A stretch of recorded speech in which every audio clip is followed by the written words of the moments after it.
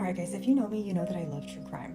I'm always looking for a case to do a deep dive on, to go down the rabbit hole, whatever you want to call it. So I've had a couple people request that I cover the Leah Freeman case, so let's do it.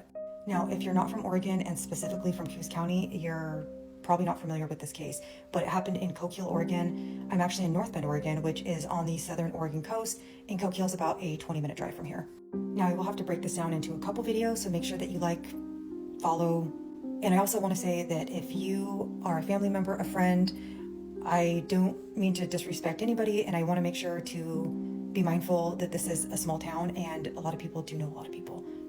So in June of 2000, a 15-year-old Leah Freeman goes missing. She was dropped off at her friend's house at about 7 p.m. by her boyfriend Nick, and when he went to pick her back up at 9 p.m. that night, she wasn't there.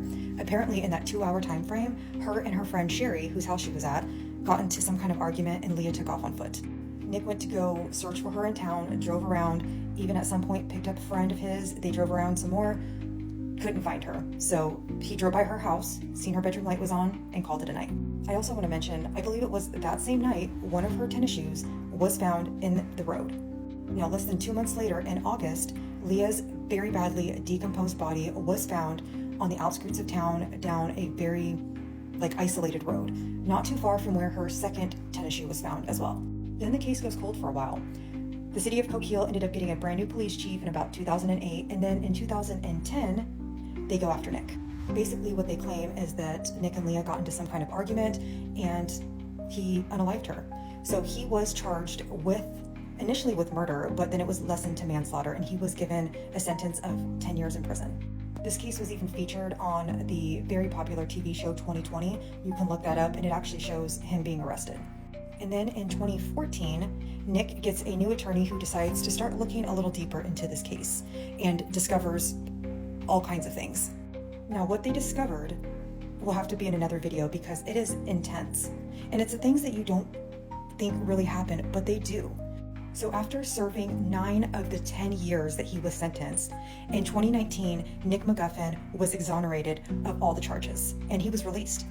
And then in 2024, he sues the shit out of all the people that put him in prison. He ended up getting about $14 million settlement between the Oregon State Forensic Labs, the city of Coquille, and the police department. And I will say that one of the biggest pieces of evidence that exonerated Nick is that there was an unknown male DNA that was found on one of her shoes that did not belong to Nick or any of the police or lab techs, So there was a male's DNA on the shoe. And to this day, we don't know who killed Leah Freeman. Okay, let's go ahead and like and save this video so that we can do a part 2 and talk about the details of the night because there is a lot. And let's also talk about what was discovered that exonerated Nick because it's pretty wild. And most importantly, maybe someday there'll be justice for Leah. I know that both of her parents have since passed away and her mom was such a huge advocate for her. And I couldn't imagine what it must feel like to think that your daughter got some sort of justice only to get that ripped back from you. That's truly heartbreaking. So let's talk about this case. Let's do all the things.